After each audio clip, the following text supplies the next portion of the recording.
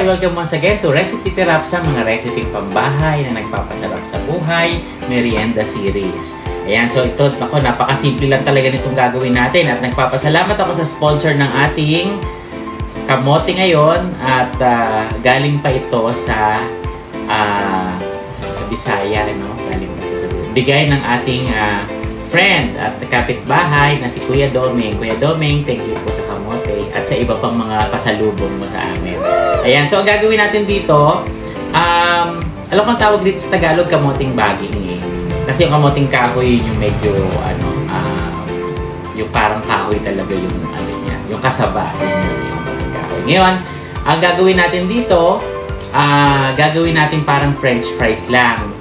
Pero hindi ko nalalagyan ng asukal, pero optional. Kung gusto nyo bubura ng asukal ng pula, pwede rin naman para magmukhang kamote Q. Pero ang gagawin lang natin ay parang french fries. Yung iba naman, pwede naman itong ilaga lang. Para nilagang kamote, sasaw-saw lang sa asukal. Ganun. Pero ang gagawin natin ngayon ay fried kamote fries. Alam nyo ba na sa ibang lugar itong kamote ay kanilang staple food kasi walang kanin or walang bigas. May napanood nga ako nun sa KMJS, medyo nakakaiyak yun. Yung isang estudyante, ang kanilang kinakain lang palagi, umaga, tanghalian, gabi, kamote o kaya saging na saba. At yung bata nakakatuwa kasi siya yung naging valedictorian at nagpasalamat siya. Diniscuss pa niya sa kanyang speech na ang kanyang kinakain daw ay kamote, saging. Pero hindi yun ang naging hadlang, siya ay naging valedictorian sa kanilang klase.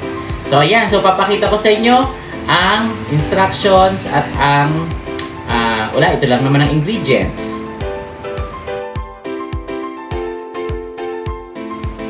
Ayan, so tatalupan na natin.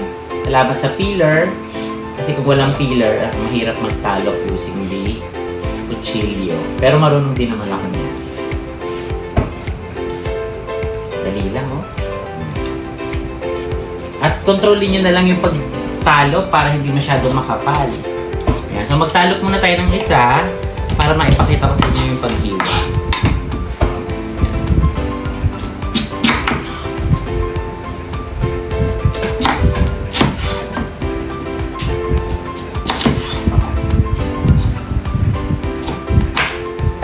Matigas. Ayan. So ito ay ang kamote fries.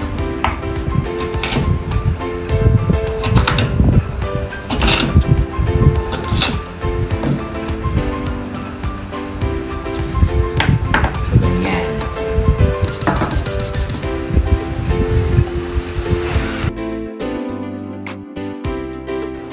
Ayan, nahiwa na. Samahan niyo ako magluto. Siyempre, mainit na yung ating mantika. Lalagay ko na.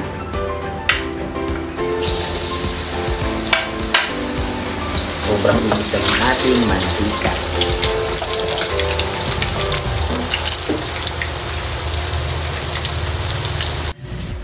Ayan, so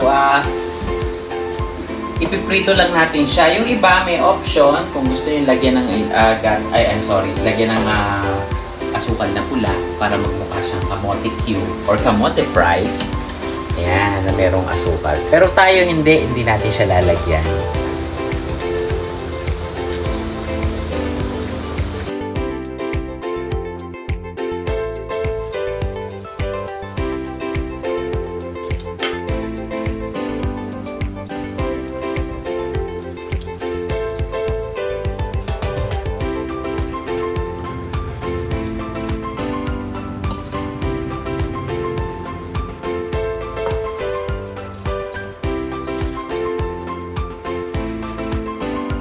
Ayan, so luto na yung ating fried kamote fries.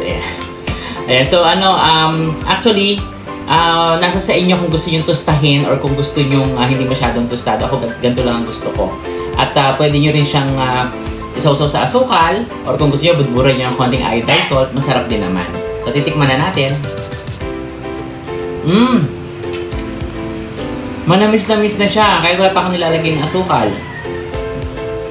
Actually, pag kumakain kami sa restaurant dati ng isang sikat na pritong manok, meron lagi siyang kasamang 3 pirasong kamote sa gilid. Gagawa kami doon. Sarap. So, ganito yung lasa niya.